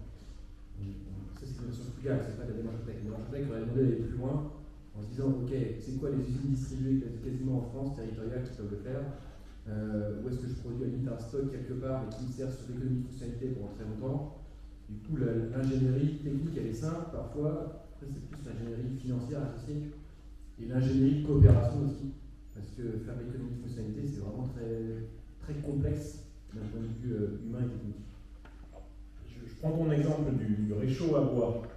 La logique, la démarche low-tech dans la production de ça, si j'applique le schéma que je vous ai montré, ça serait de dire où est-ce qu'on utilise ces réchauds à bois dans les campings.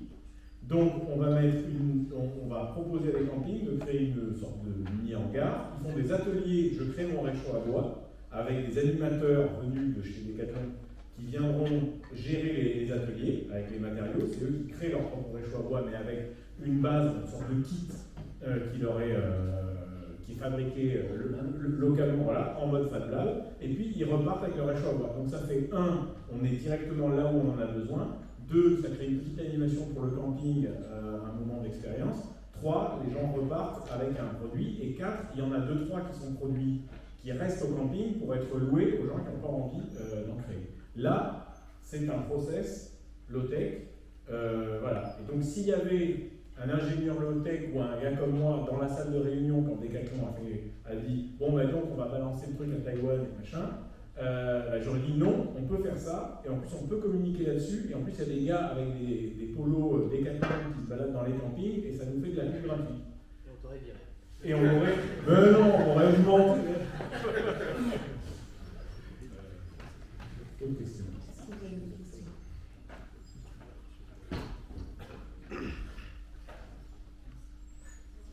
Bonjour. Quelle est un peu l'avis du monde de la low-tech un peu sur les technologies hautement technologiques qui peuvent avoir un impact positif sur l'environnement, mais qui risquent d'être moins résilientes à des crises futures qui risquent d'arriver dû au changement climatique et à cela. Alors, moi, quand j'entends ça, je pense immédiatement à l'imprimante 3D, par exemple. Une imprimante 3D, c'est un objet high-tech, mais qui peut être, je dirais, construit en partie de façon, entre guillemets, un peu bricolée. Donc il y a quand même une accessibilité pour construire une imprimante 3D, c'est pas un truc extrêmement, c'est pas une boîte noire. Et deuxièmement, le matériau d'origine, c'est du plastique, et donc grâce à Precious Plastic, qui ont développé des machines pour détruire en fait notamment les bouteilles en plastique, des déchets trouvés sur les plages, etc.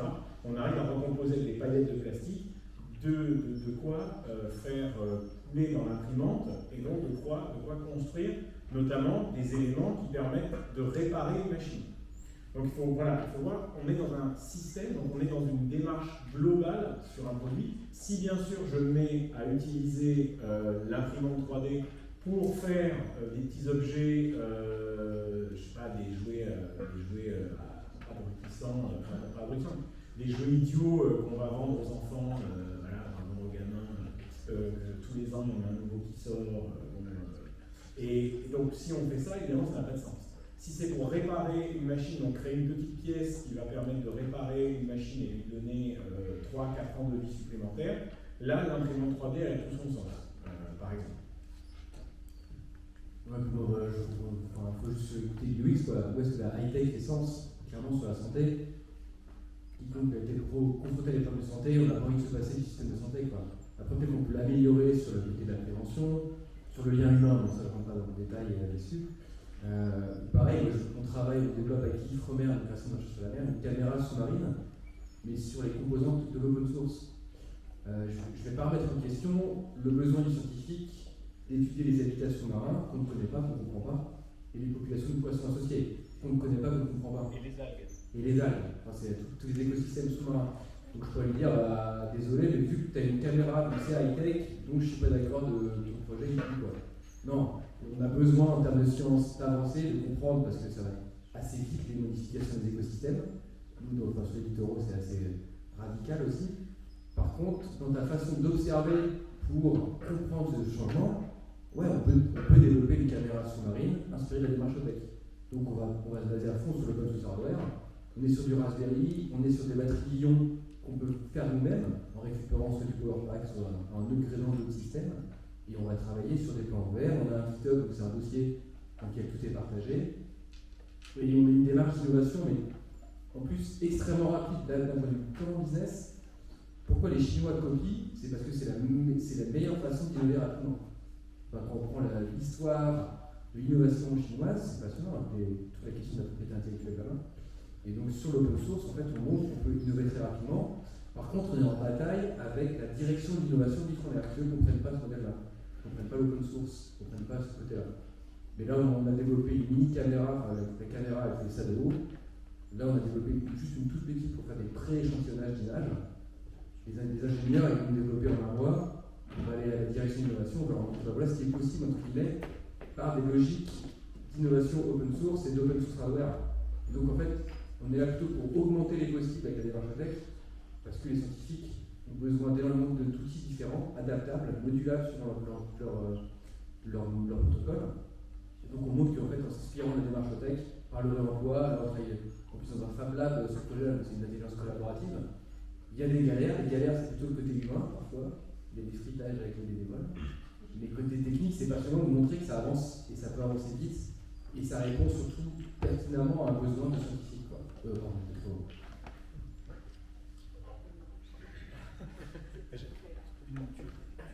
m'as inspiré une réflexion qui est. Il y a un des modèles de développement pour les entreprises, c'est des modèles qu'on retrouve, on retrouve la même chose, étrangement, chez Musk et à l'atelier 21 dont je vous parlais, c'est Cédric Carl, c'est-à-dire dans une démarche ultra high-tech de la mort et dans une démarche extrêmement low-tech. C'est la même truc. C'est par le fun, je finance un projet beaucoup plus sérieux et beaucoup moins accessible. Donc, qu'est-ce qu'il fait Musk? Parce qu'il a imaginé, il a dit je vais faire des voitures, des voitures de sport, les gens vont acheter ça, et avec le pognon de ça, je vais faire ma fusée. Alors que personne n'aurait acheté de la fusée. Donc, je vends un produit qui est accessible, et à 2021, qu'est-ce qu'ils font?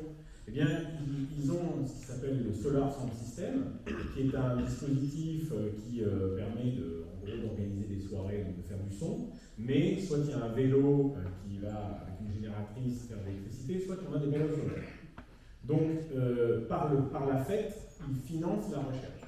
Et donc, on peut imaginer qu'on injecte un peu de la technologie, donc quand tu parles de ta caméra, là, on fait des films, on se met à faire des films, des documentaires, des trucs sympas, accessibles avec cette caméra, dans le but de parler de la caméra.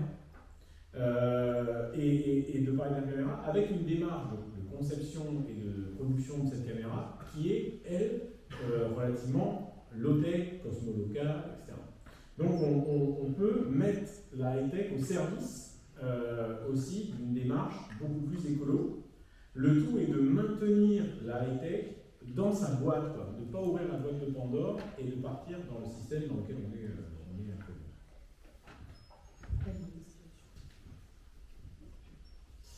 Est-ce que vous pensez qu'on pourra contraindre les entreprises à adopter la démarche du low-tech sans mettre en place des lois ou des réglementations qui vont les obliger à suivre cette démarche? Pensez notamment à la réparation des produits.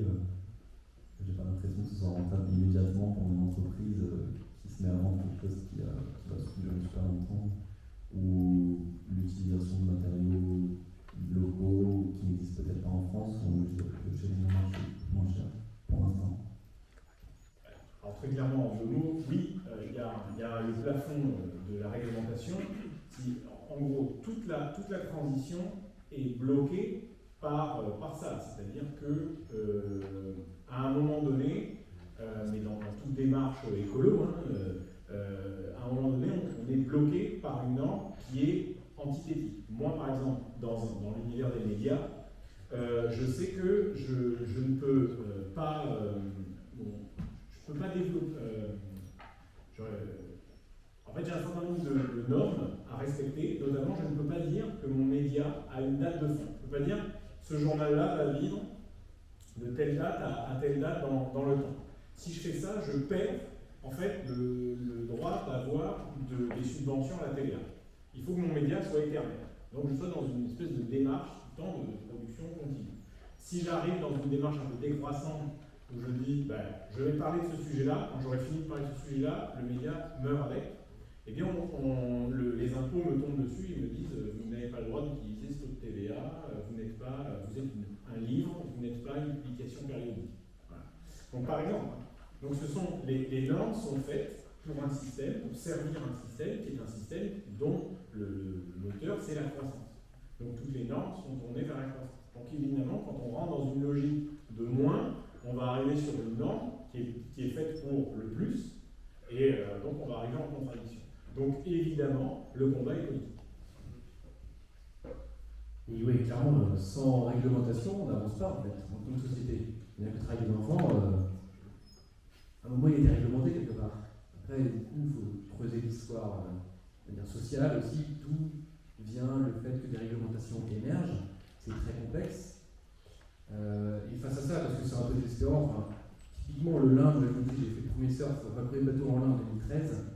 Là, ça commence à intéresser les industriels, parce qu'ils voient bien le côté marketing intéressant, les clients demandent ça.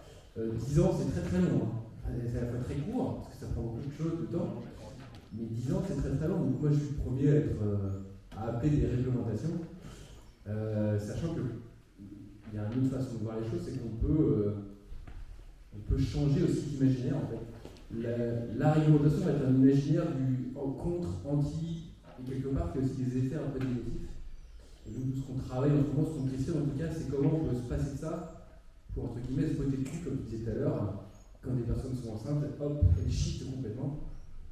Moi j'ai passé 8 ans à adorer ma voiture, à faire 2,5 km avec, et je sais pas pourquoi, moi j'ai switché quoi. Donc maintenant, si on cherche plutôt ça, quels sont ces switches mentaux qui peuvent être faits à l'échelle individuelle, mais aussi collective. On voit dans des collectivités qui mettent en place des systèmes de. Il y a déjà des véhicules intermédiaires qui peuvent tourner sur nos territoires en fait. Hein. On peut déjà aider comme ça. Donc je pense que c'est les deux approches qu'il faut tester. Et puis alors moi plutôt que Terrebro, la biodiversité en fait elle essaye et après il y a tout qui marche ou qui marche pas. C'est essai-erreur. Et je pense qu'il y a trop à attendre d'avoir conceptualisé et du coup pour une belle réglementation et que au final sera peut-être décoré des règles du terrain. Parfois on est à côté de la plaque. Donc je pense qu'il faut une multitude d'approches pour optimiser en fait le cycle d'innovation qui fait que ça change.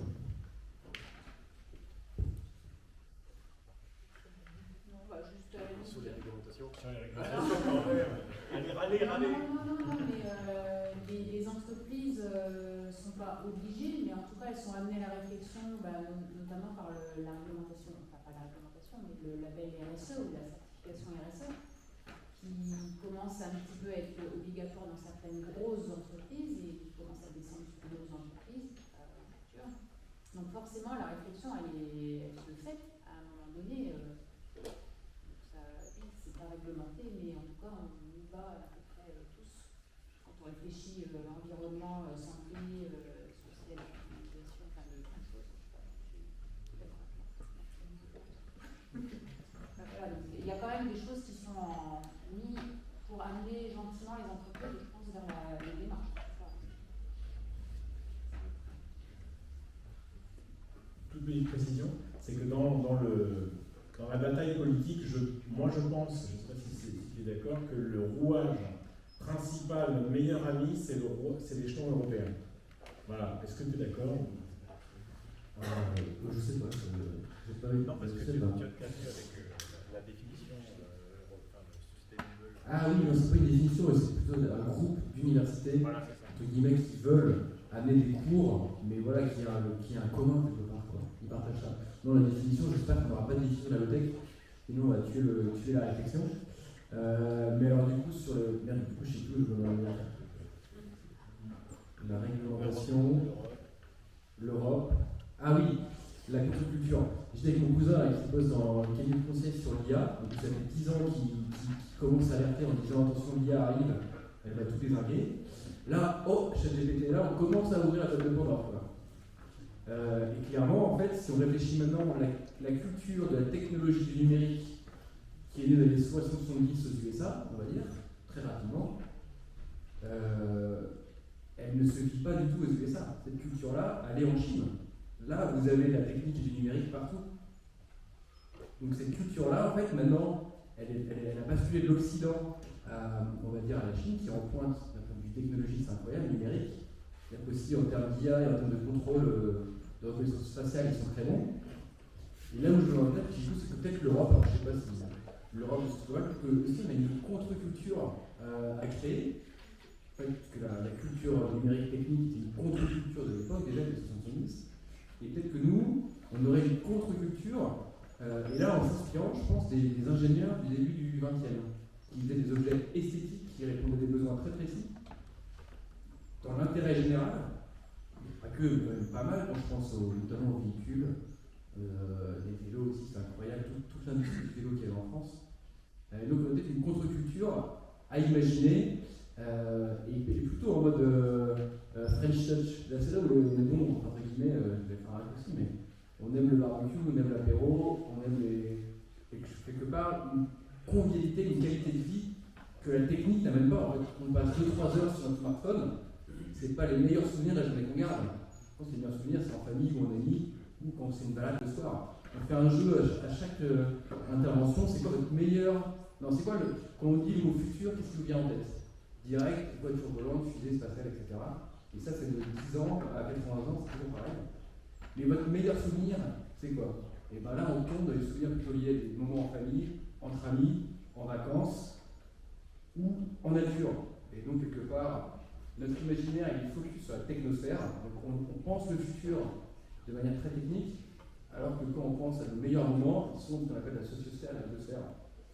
Et du coup, c'est un nouveau délire qu'on questionne avec les philosophes et les historiens, c'est est-ce qu'il n'y a pas une contre-culture à faire émerger en fait sur une qualité de vie qui soit associée justement à d'autres façons de vivre, à d'autres façons de travailler. Bon, vous avez compris que les gars comme Corentin Chetepléron, on se pose des questions un peu farfelues parfois, et là c'est une question qu'on se pose vraiment parce que il y a besoin d'un autre imaginaire en fait que celui qu'on nous vend actuellement.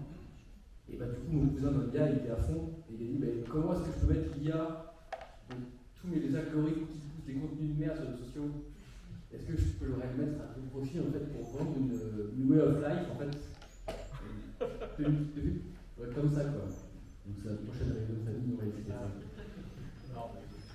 Moi, ma réponse à ça et aux IA qui créent des contenus artistiques avec des images, c'est dans le prochain numéro du Côté Journal.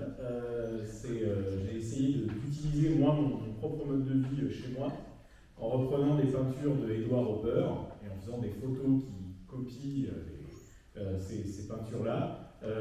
Et donc Hopper, c'est l'Amérique des années 50 qui est en train de basculer dans le modernisme, et lui, il est un petit peu entre guillemets conservateur de ce point de vue-là. Et donc je me suis inspiré de lui pour montrer un mode de vie qui pourrait être low-tech, avec donc un jeu sur ça, et un jeu aussi non dit, mais sur l'IA qui génère à partir d'autres choses qui ne fait que copier.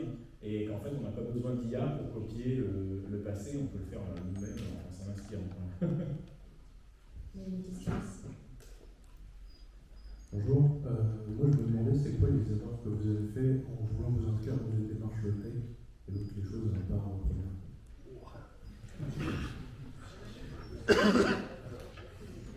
Je ne fais pas d'erreur.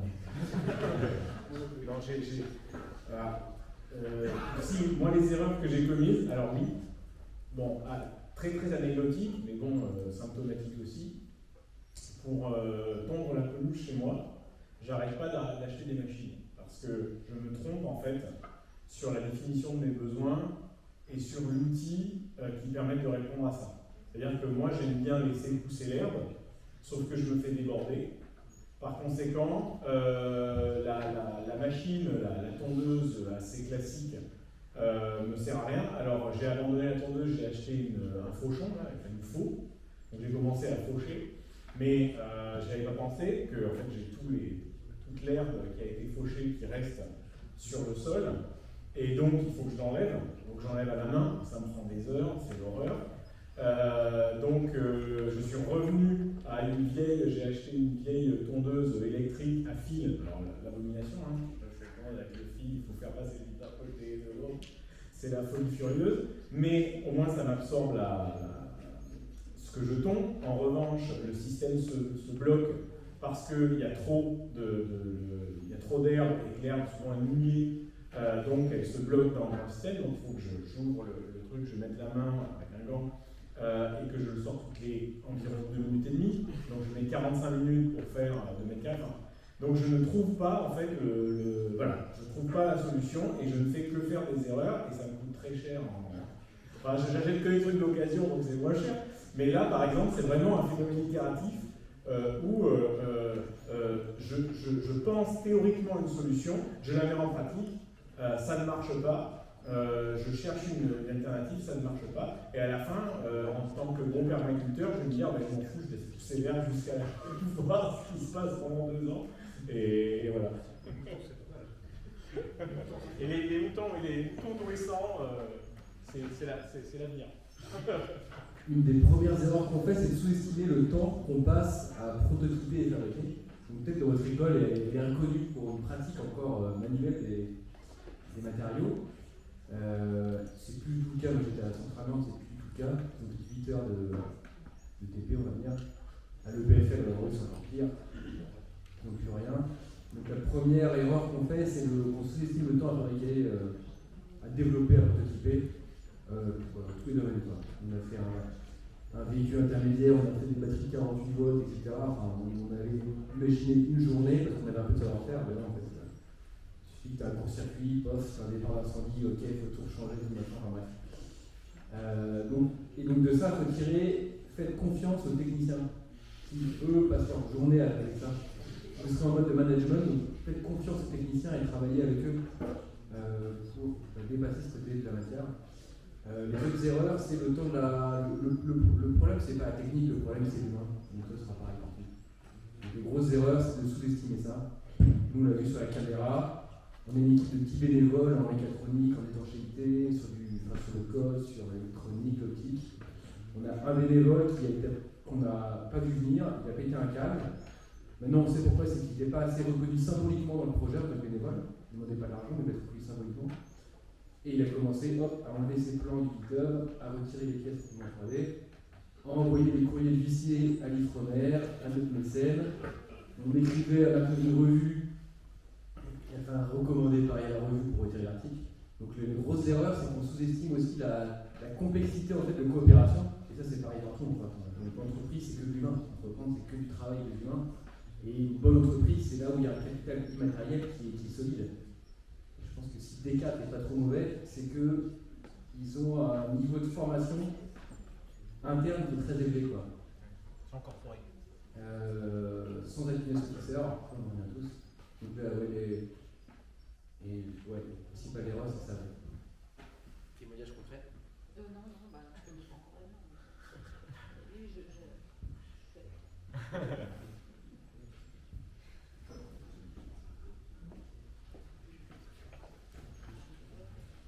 Il y a quelque chose que vous avez dit plusieurs fois, qui me turlupine un peu, c'est la question de ne pas définir le low-tech et de ne pas d'être plutôt contre qu'il y ait un label là-dessus. Pourquoi ne pas vouloir définir le low-tech? Parce que ça, je me dis que ça aiderait les gens à bien visualiser ce que c'est et donc plus facilement aller dans cette direction. Moi, ce que je disais, c'est que on est dans un monde qui est extrêmement normé. Donc à partir du moment où les choses sont clairement définies et où donc elles peuvent être mises, si je puis dire, en boîte, le système va commencer à s'y intéresser. Et si le système commence à s'y intéresser, eh bien on a toute la palette des entrepreneurs, donc l'entrepreneur le plus vertueux au moins vertueux, qui va s'intéresser à ça.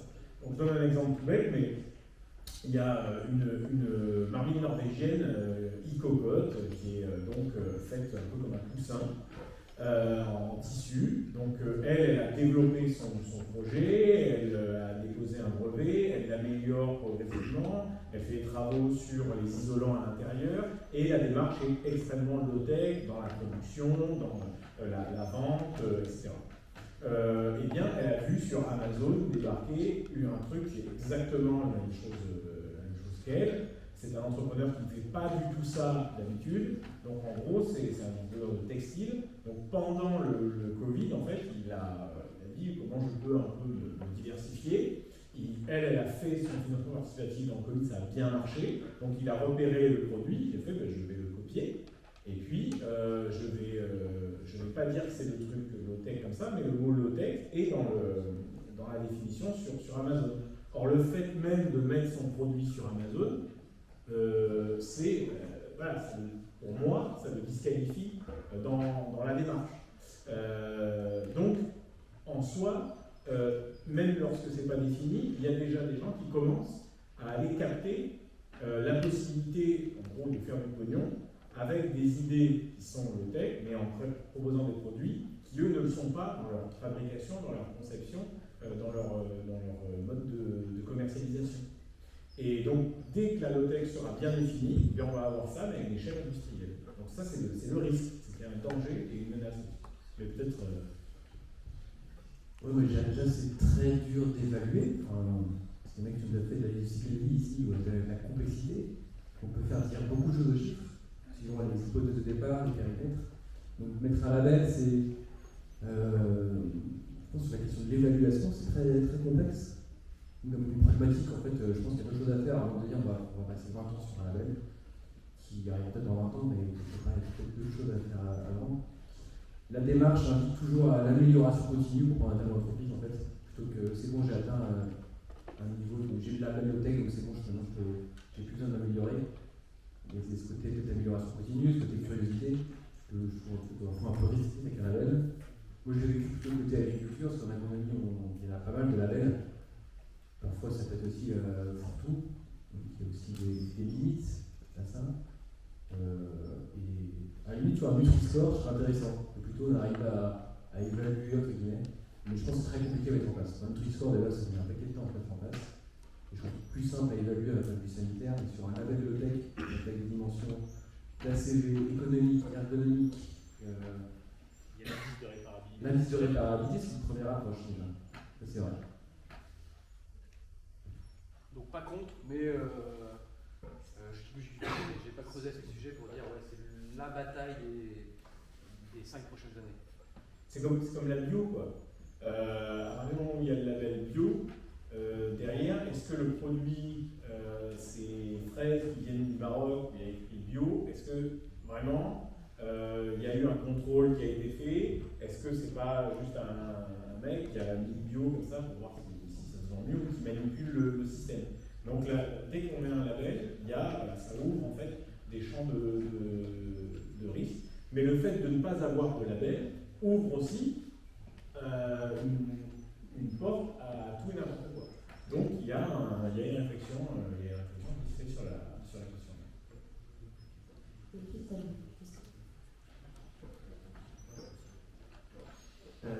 Moi j'avais un peu une question par rapport à ce que vous disiez, par rapport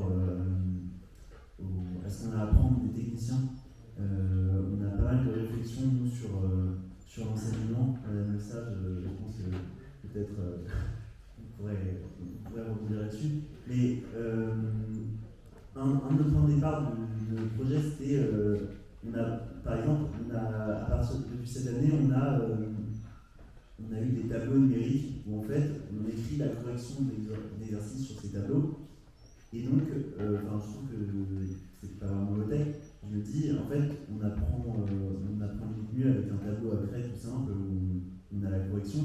Est-ce que vous pourriez nous dire ce que la low-tech a apporté à l'enseignement? Et d'ailleurs, je crois que M. Bimix avait fait un livre dessus. Si vous pouvez nous apporter vos écarts. À l'enseignement, comment ça? L'enseignement primaire? Je dirais à l'enseignement primaire, au collège, au lycée, mais même encore en école d'ingénieur. Alors, côté primaire au lycée, déjà ce qui est top avec la question de la démarche de texte, c'est la première chose, c'est qu'il touche des outils. Ce qui ne se passe plus globalement dans la vie d'un enfant entre 3 et 18 ans, si ses parents, si ses grands-parents ne l'amènent pas à pratiquer ça. Nous, on le voit, on a monté un Fab Lab à Concarneau, il y a plein d'enfants en fait, qui n'ont jamais touché un tournevis. Et donc, en fait, on a aussi un moment, la low-tech permet en classe de manière assez brutale, de manière directe, on va tiens, un tournevis, tiens, si sauteuse, quand même pas. Mais bref, il fallait juste là, quoi. Il y a plein de pédagogie, donc c'est un autre débat, la classe dehors, qui joue beaucoup là-dessus. Bref, voilà, je pense que ça, c'est une des premières choses positives pour l'enseignement. Et après, après, au supérieur, moi j'ai fait une formation d'ingénieur, j'ai commencé avec les composites, c'était avec Ludo, c'était un stratifieur, donc un gars qui fait des composites. Et ben, je peux te dire que sans lui, je n'aurais pas évolué dans les composites. Quoi. Donc on a besoin de ce binôme ingénieur-technicien, et dans les deux sens, parce qu'on se complète vachement bien. Après, il faut vraiment être complémentaire, donc ça c'est un truc que je retiens. Donc quel que soit vos métiers, allez voir vos techniciens parce qu'ils en savent un paquet et souvent les problèmes qu'on appelle le lead management, qui se résout plutôt avec les techniciens qu'en coquille, etc. Et j'ai oublié le troisième point. Si ce que ça donne à l'enseignement supérieur, c'est que on pousse à réouvrir des Fab Labs, parce que là, ici, on pousse à réouvrir des Fab Labs en fait, dans les écoles. C'est juste pour avoir le plaisir de se couper les doigts ou de souder ou de lancer des feux avec des batteries de vélo cargo. Puis aussi montrer qu'on est faillible et que en fait, un des points qu'on se base, c'est justement la low-tech sans pratique technique. Quelque part, on perd quelque chose parce qu'on s'affranchit de la réalité du monde de la matière. De tout le côté agricole, c'est montré depuis très longtemps. Très facile de faire de l'agri-machine sans avoir passé une journée avec un agriculteur. C'est très simple aussi d'être contre, de critiquer la question de la technologie sans se galérer à souder à Rockestove ou sans mettre les mains dans la matière. Quoi. Dans tous les cas, c'est un retour nécessaire que la low-tech permet justement de questionner. Tu viens de résoudre mon problème de tonte. Ah, je viens de te dire. Et je vais aller voir un jardinier. Je suis con. Non, sinon tu as le don, il s'appelle le jardin punk et c'est magnifique pour la biodiversité. Oui. Et si tes enfants jouent au foot, tu les amènes au terrain de foot, tu mutualises du coup. Le maire, non mais en gros toutes les erreurs que j'ai commises, j'aurais peut-être pu aller voir un jardinier vachement plus tôt et lui demander quel est le meilleur outil qu'il prendrait pour ça. Et ils m'ont répondu et j'aurais gagné des années et des milliers d'euros. Donc voilà, donc, la preuve que j'ai réfléchi comme un théoricien et que je ne suis pas allé voir le technicien et peut-être que ça a résolu mon problème. On va peut-être poser donc, la dernière question là, parce que. Pardon, juste sur la question sur l'école, il y a Ivan Illich qui a écrit un bouquin sur l'éducation qui est assez intéressant, vraiment sur tout le système éducatif. Et donc, je pense qu'il y a plein de réponses, à votre question là-dessus, notamment à la question du rapport aux écrans, qui n'était pas à son époque, mais je pense qu'il doit y avoir des choses qui font écho à ce qui se passe aujourd'hui avec l'arrivée des écrans dans l'école.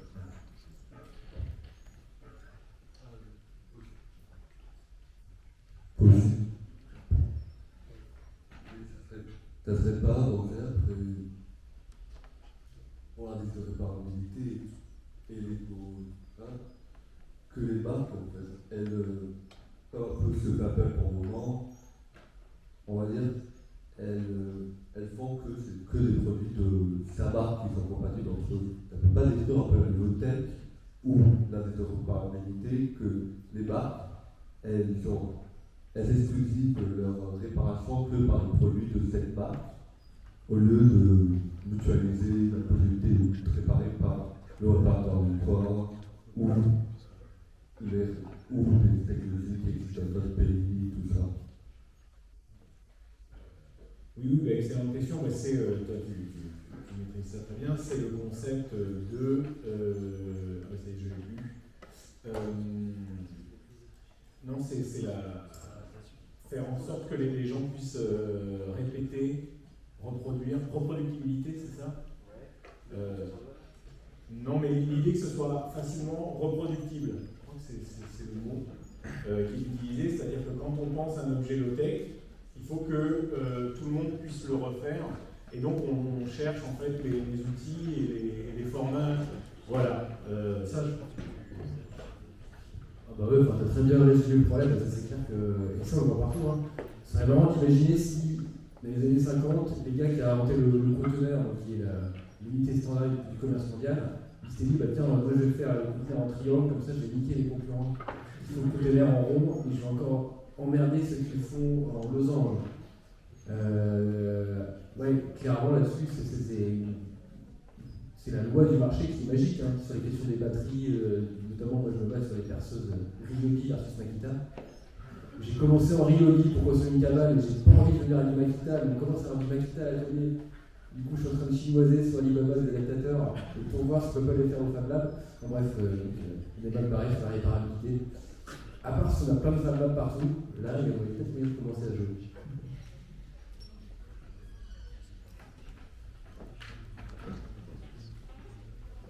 Alors, est-ce que quelqu'un a une dernière question? Peut-être que sinon on va peut-être mettre fin à la conférence.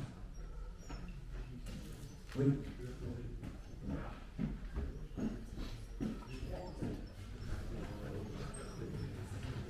Bonjour. Alors, j'ai 3 questions. Comment vous êtes venu ici? Comment fédérer au mieux la low-tech, même au niveau national, régional? Parce que pour moi, ce qui est important, c'est le circuit court, enfin, en gros, c'est plus la 3 Mais comment au niveau politique ou même de l'éducation nationale, vous êtes. Comment fédérer? C'est ça qui me. Ouais, donc j'ai pas poussé le low-tech, il y a une réflexion sur ça, donc à ce qu'on appelle les communautés low-tech, qui permettent justement de mettre en réseau en fait, des acteurs low-tech à l'échelle nationale.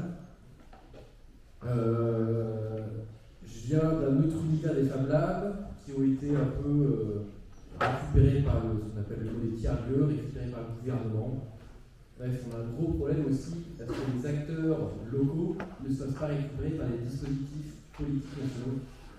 Donc ça, c'est un enjeu qu'on se pose aussi en ce moment. Et donc, sur la mise en commun, on voit 3 niveaux nous, dans les communautés. C'est un, on se regroupe autour d'un Fab Lab, avec des low-tech, on fabrique ensemble, on prépare ensemble, etc. Le deuxième, c'est est-ce qu'on est capable de se connecter avec un réparateur de vélo, un AMAP, un agriculteur, enfin, tout un tas d'artisans locaux, on va dire, qui travaillent ça, même du réemploi. Et la 3e étape, c'est, je pense que c'est là où vous dirigez les zones d'activité directe. Ok, on met en place une ressourcerie avec la collectivité. Ça, c'est carrément un niveau très compliqué de coopération sur un territoire. Donc, ce qu'on voit dans la mise en commun, c'est que dans chaque territoire, il y a toutes ces dynamiques qui existent, mouvements de transition, etc. Ces dynamiques existent. Et ce qu'on regarde côté low-tech, c'est comment des acteurs intéressés par la réappropriation technique peuvent servir en fait des communautés qui existent déjà localement. Partout, il y a des gens qui réfléchissent à ce cours, et c'est plutôt une logique de coopération à mettre en place en fait en interterritoire. J'étais en Suisse la semaine dernière, du coup ils ont un super écosystème super riche, et ils me demandent on voudrait être un low-tech lab. Et en fait, il leur manquait juste un truc, c'est un atelier de 20 mètres carrés avec des personnes et tout, parce qu'ils avaient déjà l'écosystème de coopération locale sur les emplois, sur l'agriculture, sur la réparation des vélos, même des vélos cargo, des choses comme ça. Donc c'est ça qui est très intéressant dans la question des communs, encore avec la question des communs à gérer au niveau local, la politique des villes. Donc la low-tech a un vrai rôle à jouer en sens où elle questionne la technique, chose que parfois on oublie un peu dans d'autres sphères en fait. Et que la technique peut être un super allié dans beaucoup de domaines. Et alors, t'es venu comment? Moi je suis en voiture. Et c'est ça, pareil, il y a les bouteilles plastiques, là il y a ça. Et moi j'ai arrêté à un moment de faire la bataille contre les héritages. Là, je sais pas pourquoi c'est ça, il y a sûrement un stock qui traîne depuis 4-5 ans ici, où il n'y a pas encore de démarche RSE. Mais moi ça me fait rire, maintenant je suis pas là à dire oh vraiment la salle, des bouteilles en plastique c'est n'importe quoi. Non. Il y a un moment aussi où on doit intégrer des héritages qui ne nous sont pas propres. On peut dire c'est pourri, les salles c'est nul, je vais faire un posting dans un scandale. Non, on va dire non, c'est pas grave. Il y a 2 choses, déjà faire du bien, imaginer la flexibilité, et ça on va y arriver, c'est pas très compliqué ça.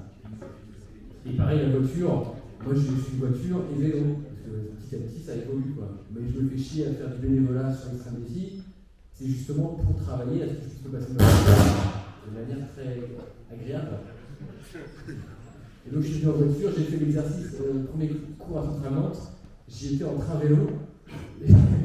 Ça m'a pris, j'ai dû lever à 4h du mat, pédaler 1 heure, aller à la gare, donc je suis arrivé un peu fatigué, disons à 8h30 pour le cours, et ça m'a coûté un bras. Donc globalement, maintenant j'utilise le covoiturage ou le train quand j'arrive en cité. problème, c'est que j'arrive pas assez à anticiper, donc parfois je suis un peu à l'arrache dans les déplacements, donc on improvise. Alors moi je suis venu en train, mais je viens de Paris, donc je me suis assis à l'envie de 1h40 et puis c'était fini. Néanmoins, moi je me suis fixé une règle, c'est que quand je prends ma bagnole, je ne suis pas tout seul au volant. Donc soit il y a ma famille, soit j'ai un covoiturage. Et ça marche très bien. Après, quand je fais des fois des conférences ou des réunions, des fois je me dis, il est 20h, il faut que je me barre parce que j'ai quelqu'un qui m'attend et je suis en covoiturage. Ensuite, pour réunir, ça c'est la question des archipels. Il faut mettre des îlots comme ça, séparés. Les écolos ne savent pas très bien communiquer parce qu'ils ne sont pas dans la démarche de se mettre en avant, de l'ego trip ou des rapports aux réseaux sociaux qui est extrêmement fluide. Par conséquent, parfois ils ont du mal à communiquer. Ils communiquent, ils font des sites web qui sont assez entre guillemets moches, qui ne sont pas adaptés. Ou là, par exemple, le site web du Bibliothèque Lab, ils sont arrivés à mêler quelque chose de beau et quelque chose qui incarne en fait leur propre démarche avec les photos que vous avez vues, qui sont, on dit, framées, je ne sais plus ce que ça veut dire, mais qui ont un modèle pour permettre de réduire leur taille, leur poids, etc. Bon. Donc, alors, moi, ce que j'ai voulu faire en créant le magazine, justement, c'était créer une sorte de maison commune où on parle de toute la Lopec. Donc, voilà, il y en a Louis et Corentin, on fait dialoguer tout ça. Dans le prochain numéro, on a fait un truc où justement il y a la communauté de la Lotec, c'est la communauté de la LO, et voilà, un annuaire pour les unir tous. Et donc c'est le Lotec Lab de Lausanne, c'est ça? Non, c'est pas celui-là qu'ils sont en train de créer. Donc il y a plein, voilà, francophones, il y a une vingtaine d'acteurs.